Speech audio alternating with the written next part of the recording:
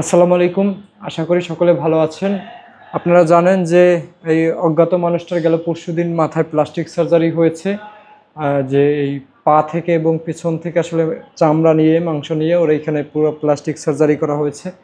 তো আমি গতকালকে কোনো ভিডিও দিতে পারিনি, আজকে সারাদিনে ওইভাবে আপনাদের সামনে ভিডিও দিতে পারিনি আসলে, আর ওর আপডেটও ওইভাবে দিতে পারিনি, সেই কারণে দুঃখিত। রোগীর আসলে পরশুদিন যে অপারেশন হয়েছে আপনারা জানেন দুপুরের দিকে। তো গত পরশুদিন মানে সারা রাতই ও অবজারভেশন রুমে ছিল। গতকালকে মানে 24 ঘন্টা যখন পার হয়েছে তখন গতকালকে কেবিনে দিয়েছে, এবং আমি গিয়েছিলাম গতকালকে সকালে নরসিংদীতে। ওর পরিবারের একটু ঝামেলা চলতেছে, সেই ঝামেলা নিয়ে। তো যাই হোক, অজ্ঞাত মানুষটার পরিবার পাওয়া গেছে। তার পরিবার এখন কি বলবো আসলে, কিছু বলার নাই তাদের সম্পর্কে। তারা কিছু অভিযোগ করেছে যে এই মানুষটারে আমরা রাস্তা থেকে নিয়ে আসছি, মাথার পুরা এই সাইডটা ছিল না।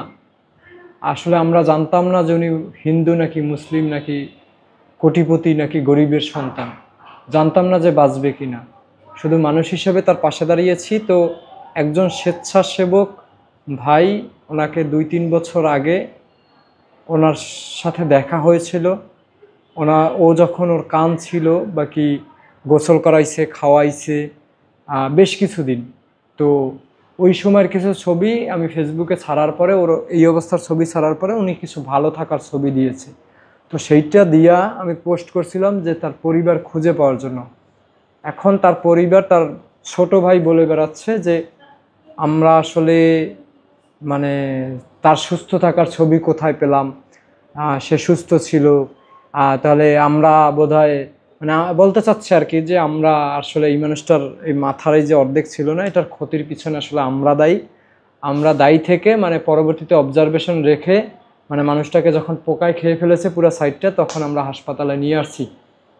তো এরকম একটা অভিযোগ করেছে। তো যাই হোক, এটার এই মানুষটা সুস্থ হোক, এটার ফয়সালাও করা হবে, আপনাদের জানানো হবে, এবং দোয়া করবেন ওনার জন্য, উনি যেন সুস্থ হয়ে যায়। আসলে আমি গতকালকে রাত্রে ঢাকায় ফিরেছি, তারপর হাসপাতালে আসতে চেয়েছিলাম, কিন্তু শারীরিক অবস্থা আসলে আমারই ভালো না, দেখলেই অনেকে বুঝতে পারবেন।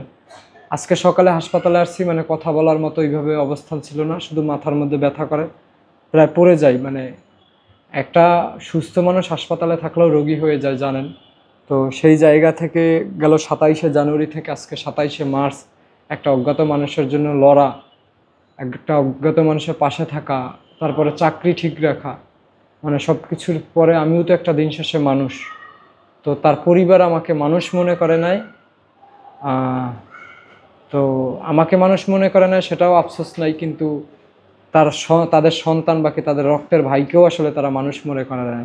মানুষ মনে করলে আপনারা জানেন যে আমাদের মুসলিম ধর্মেতে আগামীতে মানে আর কয়দিন পরে ঈদ, আজকে কদরের নামাজ চলতেছে। তো আসলে এই যে হাসপাতালে যে যারা আছে 2 মাস 2.5 মাস ধরে, বাকি 27শে জানুয়ারি থেকে তাদেরও তো ঈদ আছে, তারাও তার পরিবারের কাছে ফিরে যাবে, তাদের পরিবারও তাদের সন্তানের অপেক্ষায়। এখন এই মানুষটাকে আসলে আমরা কি বলবো? যে মানুষটা কথা বলতে পারে না তাকে আমরা কি বলবো যে তুমি একা একা থাকো?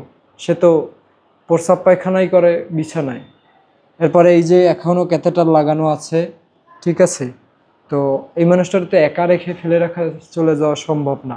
বাকি আমাদেরও একটা পরিবার আছে, আমাদেরও একটা পার্সোনাল লাইফ আছে, তার পিছনে সব কিছু করা। তো এই রোগীর ছোট ভাই একজন স্বেচ্ছাসেবক, যে 27শে জানুয়ারি থেকে আজকে 27শে মার্চ পর্যন্ত আছে, একজন স্বেচ্ছাসেবক যে নিজ ইচ্ছায় শ্রম দিয়ে থাকতেছে। রোগীর ভাই, ছোট ভাই, তাকে প্রশ্ন করেছে আপনি কতদিন প্রস্রাব পায়খানা তার পরিষ্কার করেছেন, কতদিন আপনি তার হাগামুতা পরিষ্কার করেছেন? আসলে এই প্রশ্নটা তার পরিবারের, প্রশ্নটা করার তার পরিবারের কোনো অধিকারই নাই, কোনো যোগ্যতাই নাই। একজন স্বেচ্ছাসেবক স্বেচ্ছায় শ্রম দিতেছে, সে কি করছে, কতটুকু করছে, এটা হিসাব চাওয়ার তার পরিবারে কেউ না। তার পরিবার তার জন্য কিছুই করতে পারে না। যদি করতে পারতো তাহলে এই অপারেশন হওয়ার পরে সারা রাত ওটির সামনে আমরা দাঁড়াই রয়েছি। ঠিক আছে, তারা আসছে দুপুর 1টার দিকে, 5টা 5:30টার দিকে চলে গেছে।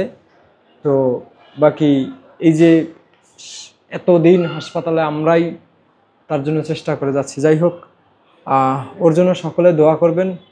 আর আজকে একজনে টাকা পাঠিয়েছে 500 টাকা, আর একজনে পাঠিয়েছে 500 টাকা, আর একজনে পাঠিয়েছে 100 টাকা। এই হয়েছে 1100 টাকা আজকে এই মানুষটার জন্য সাহায্য আসছে। তো আমি আসলে এখন পর্যন্ত শিওর না যে আমি ঈদে আমার নিজেরই আসলে ব্যক্তিগত কাজে বা কি আমার পরিবারে আসলে 2টা অনুষ্ঠান ঈদের সময়, তো আমার আসলে বাড়ি যাওয়ার কথা। তারপর আমি এখনও বুঝতেছি না যে আসলে আমি এই মানুষটাকে ফেলে রেখে বাড়িতে যাওয়া উচিত নাকি উচিত না। এই মানুষটার জন্য এখন পর্যন্ত লোকের ব্যবস্থা করতে পারি না যে ঈদের সময় কে থাকবে তার পাশে। এদিকে আমার শরীরের অবস্থাও খারাপ। আবার যদি আসলে অন্য করে রেখে চলে যাই, অন্য কাউকে রাখি, যখন টাকা পয়সা লাগবে, বাকি এখন তো আমি ভিডিও করতে পারতেছি, বাকি পোস্ট করতে পারতেছি যে আজকে আসছে 1100 টাকা সাহায্য।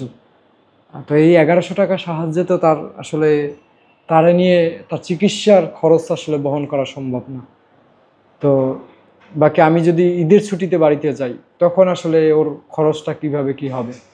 তো দেশবাসী সকলের কাছে অনুরোধ যে এই মানুষটার রাস্তা থেকে তুলে আনা শুরু থেকে অপারেশন হওয়া পর্যন্ত আপনারা পাশে ছিলেন, এই মানুষটা সুস্থ হওয়া পর্যন্ত একটু পাশে থাকেন, এটাই আপনাদের কাছে অনুরোধ।